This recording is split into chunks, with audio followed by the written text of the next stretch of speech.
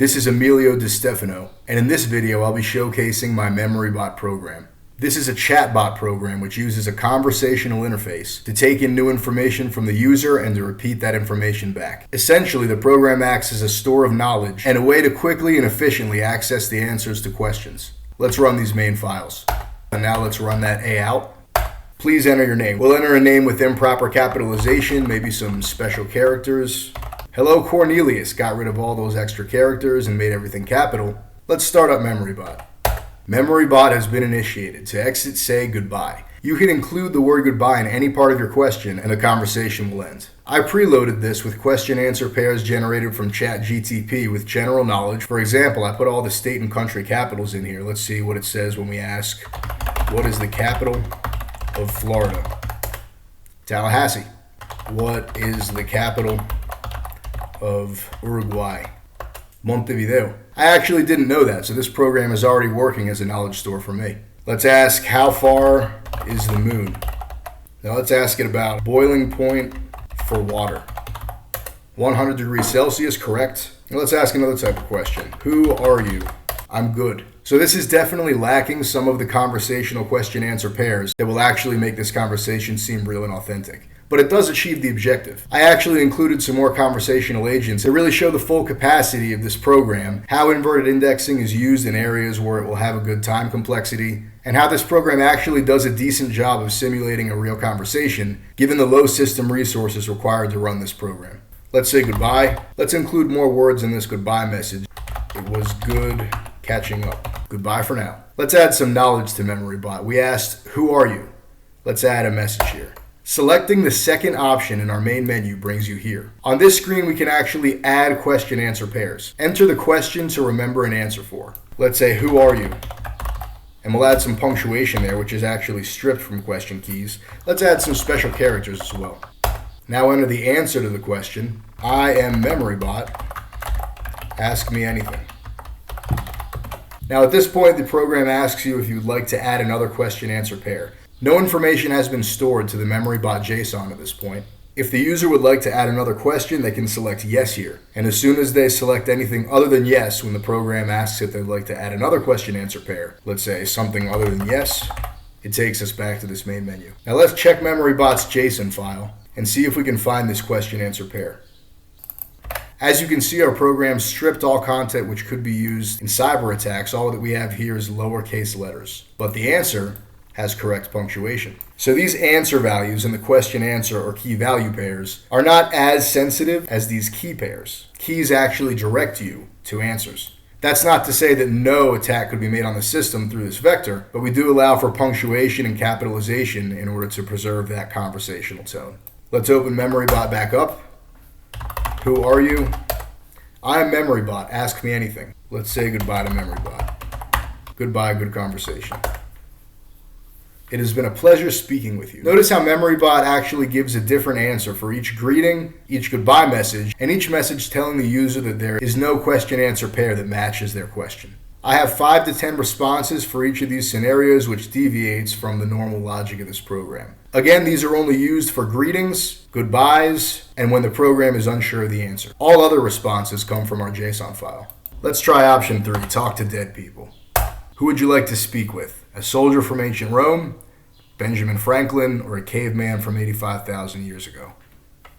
Let's talk to the Roman soldier first. What do you seek from a dead man? What a great way to begin a conversation. Let's say, how did you die?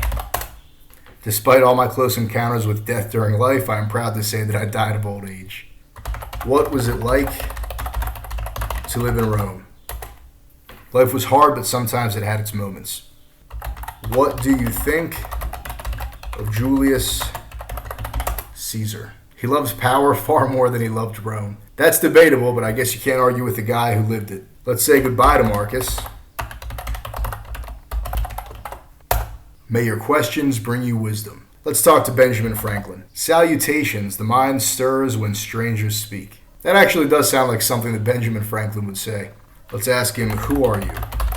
I am Benjamin Franklin, printer by trade, philosopher by habit. This is a pretty good answer. The question-answer pairs for these agents were created by ChatGTP, and I'm really impressed by how effectively ChatGTP was able to capture the essence of the way that Benjamin Franklin really spoke. Let's ask Franklin, what was it like to live in America? Hot enough in summer to melt resolve, cold enough in winter. Let's see if we can find the question-answer pair. Let's find this question-answer pair based on the response from the Franklin agent. What was the weather like in Philadelphia? This wasn't a direct match, but the wording of the question here actually made it so that it does appear that Franklin was answering the question that was asked. Where are you now? In a place of gentle ascent. Wow, that is eerie. The air carries both remnants of purgation and the scent of something higher. Wow. Really impressed with ChatGTP here. What are you doing now? The lightning rod. Okay, so we got our first misfire. This is not what I was asking about. Now again, the more question-answer pairs that are added, the better the responses will be. What is the invention that you're most proud of is the question that I thought we were asking. What are you doing now? So we have an answer to where are you now, but not what are you doing now. These are things that can be added to the JSON file in order to address such questions. What was your favorite food? Almanacs and essays. The Benjamin Franklin agent definitely needs more question-answer pairs. There are about 450 in here, and I think that the precision of this program, considering such a small amount of data, is actually pretty impressive. These files could have hundreds of thousands of question-answer pairs in them, and due to the way that the program is structured, the inverted index data structure with the linear merge count algorithm, you really wouldn't be able to tell the difference in the amount of time that it takes for this program to find the correct answers within such a large data set. Let's say goodbye to Franklin. Fare thee well and may your questions multiply like rabbits in spring. I really love these answers. Let's talk to the caveman and see what he has to say. I am Gurkub land from Green Mountains to Wide River. Hi Gurkub. How are you doing? Gurkub drift with thoughts like leaves on river. Let's see if that was actually a match. It looks like that was a match to what are you doing right now? How did you die? Gurkub live big life, have wife. So it looks like he's saying that he died of old age. That looks like a definite success. How did you die? So this is actually an exact match. Did not do that on purpose. That's just the way that things worked out. Let's ask it a more obscure question. What was your family like? This is pretty nonsensical considering what we asked. It thought we were asking what will happen to your soul. This is an instance of the word what being the only shared word between one of these question keys and what we actually asked. This agent only has 165 question-answer pairs. So that's a very small number of question-answer pairs. Let's see what it's able to do with that. Do you have kids? 2 sons, 1 daughter. That's very precise. Do you have a wife? Gurkub have strong woman. Very precise answer. What kind of food did you eat? Gurkub walk between smoke and rock. Another misfire. As you can see, it really is hit or miss with this caveman agent. I really would be interested to see how this works with a JSON document that has hundreds of thousands of question-answer pairs. Let's give some invalid input to Gurkub. I was going for some dissonance with this character since this is a caveman. It's not someone who thinks the way that we do. This is a response to the agent not actually having an answer for the question. So no words in my input matched any of the questions that were saved. Let's say goodbye to our friend Gurkub. These menus are handled by switch statements which take in integer type variables, or at least they're meant to. Let's see what happens if we enter something else. Invalid input type. This input did not make it into the system. These security functions down here, they make sure to block out inappropriate user input in order to assure the appropriate behavior from our program. Let's try something like a buffer overflow attack. Obviously, you would need a lot more characters than this to execute an attack like this, but let's see what happens with this number of digits. Invalid input, please enter a valid number. This response comes from our getSafeInput function, which draws from our cin_int type validation function down here. And we're just making sure that this is indeed an integer. We'll use 0 to exit that menu and 0 again to exit our program. I really enjoyed putting this together.